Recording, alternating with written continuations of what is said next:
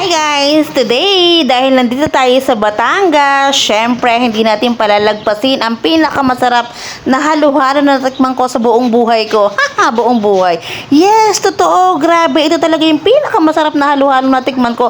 Napakamura pero grabe ang sarap. Tinalo ang mga sikat na kainan ng halo-halo.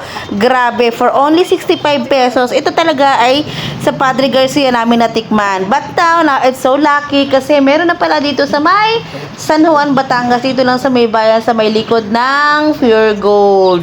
So, kung taga dito ka sa San Juan, try mo tong tikman. Grabe, hindi kasi sila nagpa-franchise. Pero kasi, kamag-anak nila yung may-ari nito dito. Parang pamangkin ata yung may-ari dito, kaya pinagbigyan. Parang ano lang siya, reseller. So, ang sarap talaga. Gustong-gusto ko talaga to. Kaya pag pupunta ko ng Padre Garcia, hindi maaring hindi ako kakain ito. Since dito kami sa San Juan, syempre, hindi natin palalagpasin. Grabe, 65 pesos lang yan, pero sobrang sarap. Samantalang sa iba, grabe ang mahal-mahal, 100 pesos pataas. Ito, mura lang. Yung sahog talaga, sobrang lasa. At yung yelo niya, grabe, pinong-pino. Wala kang makikitang yelo. Unlike doon sa isang kinainan ko, una kagat, yelong ang kapal-kapal. Diba? Ito, sobrang sarap.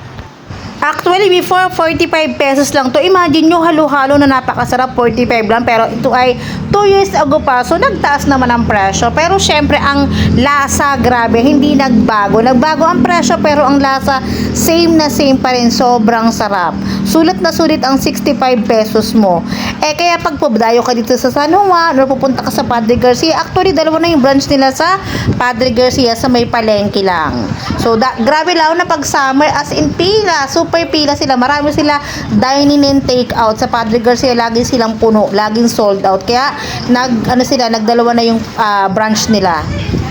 So, ayan. Paano ba yan? Ubus na. Another one, please. Kasi super sarap.